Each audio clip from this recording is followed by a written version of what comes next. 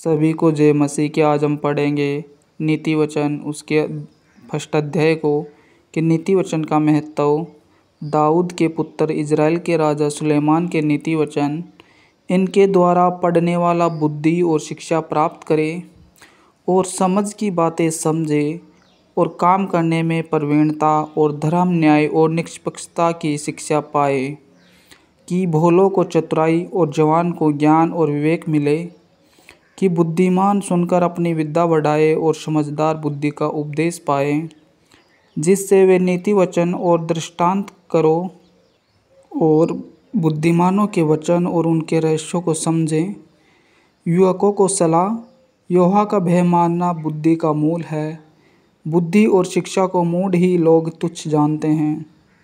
हे मेरे पुत्र, अपने पिता की शिक्षा पर कान लगा और अपनी माता की शिक्षा को न तज, क्योंकि वे मानो तेरे सिर के लिए शोभायमान मुकुट और तेरे गले के लिए कंठमाला होगी।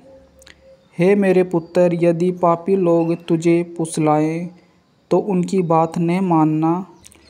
यदि वे कहें हमारे संग चल कि हम हत्या करने के लिए घात लगाएं, हम निर्दोषों की ताक में रहें, हम अधलोक के समान उनको जीवता कब्र में पड़े हुओं के समान नमूचा निगल जाए। हमको सब प्रकार के अनमोल पदार्थ मिलेंगे, हम अपने घरों को लूट से भर लेंगे। तू हमारा साजी हो जा, हम सभा का एक ही बटुआ हो। तो हे मेरे पुत्र, तू उनके संग मार्ग में न चलना, वरन उनके डगर में पाँव भी न रखना, क्योंकि वे बुराई ही करने को दौड़ते हैं और हत्या करने को फुर्ती करते हैं। क्योंकि पक्षी के देखते हुए जाल फैलाना व्यर्थ होता है, और ये लोग तो अपनी ही हत्या करने के लिए घात लगाते हैं और अपने ही प्राणों की घात में रहते हैं। सब लालचियों की चाल ऐसी ही होती है, उनका प्राण लालच ही के कारण नष्ट हो जाता है। बुद्धि की पुकार। बुद्धि सड़क में ऊंचे स्वर से बोलती है और चौकों में प्रचार करती है। वह बाजारों की भीड़ में पुकारती है, वह फाटकों के बीच में और नगर के भीतर भी ये बातें बोलती है। हे भोले लोगों, तुम कब तक भोलेपन से प्रीति रखोगे?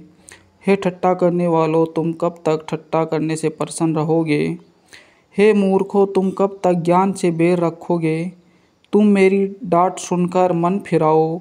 सुनो, मैं अपनी आत्मा तुम्हारे लिए उड़ेल दे दूंगी। मैं तुमको अपने वचन बताऊंगी। मैंने तो पुकारा परंतु तुमने इनकार किया, और मैंने हाथ फैलाया परंतु किसी ने ध्यान नहीं दिया। वरन तुमने मेरी सारी सम्मति को अनसुनी किया और मेरी ताड़ना को मूल्य न जाना।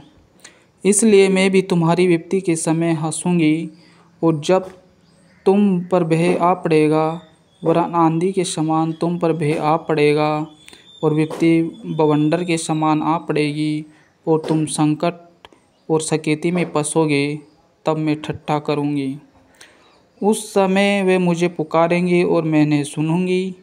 वे मुझे यत्न से तो ढूंढेंगे परंतु नहीं पाएंगे, क्योंकि उन्होंने ज्ञान से बैर किया और यहोवा का भय मानना उनको न भाया। उन्होंने मेरी सम्मति न चाही, वरन मेरी सब ताड़नाओं को तुच्छ जाना। इसलिए वे अपनी करनी का फल आप भोगेंगे और अपनी युक्तियों के फल से अघा जाएंगे, क्योंकि भोले लोगों का भटक जाना उन्हें घात किए जाने का कारण होगा, और निश्चिंत रहने के कारण मूढ़ लोग नष्ट होंगे। परंतु जो मेरी सुनेगा वह निडर बसा रहेगा और बेखटके सुख से रहेगा। आमीन।